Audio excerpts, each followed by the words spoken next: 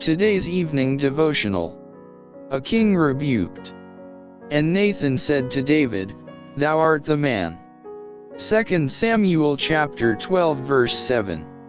As time passed on, David's sin toward Bathsheba became known, and suspicion was excited that he had planned the death of Uriah. The Lord was dishonored. He had favored and exalted David, and David's sin misrepresented the character of God and cast reproach upon his name.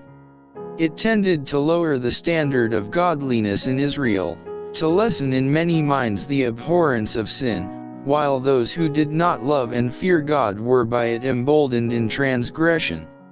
Nathan the prophet was bidden to bear a message of reproof to David. It was a message terrible in its severity. To few sovereigns could such a reproof be given but at the price of certain death to the reprover. Nathan delivered the divine sentence unflinchingly, yet with such heaven-born wisdom as to engage the sympathies of the king, to arouse his conscience, and to call from his lips the sentence of death upon himself. The guilty may attempt, as David had done, to conceal their crime from men. They may seek to bury the evil deed forever from human sight or knowledge, but all things are naked and opened unto the eyes of him with whom we have to do. Hebrews chapter 4 verse 13.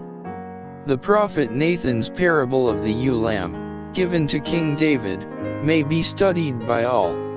While he was following his course of self-indulgence and commandment-breaking, the parable of a rich man who took from a poor man his one ewe lamb was presented before him. But the king was so completely wrapped in his garments of sin, that he did not see that he was the sinner.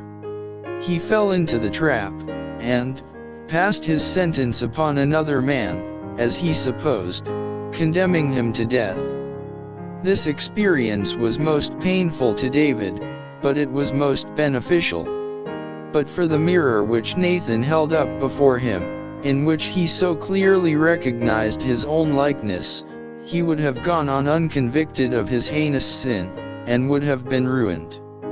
The conviction of his guilt was the saving of his soul. He saw himself in another light, as the Lord saw him, and as long as he lived he repented of his sin.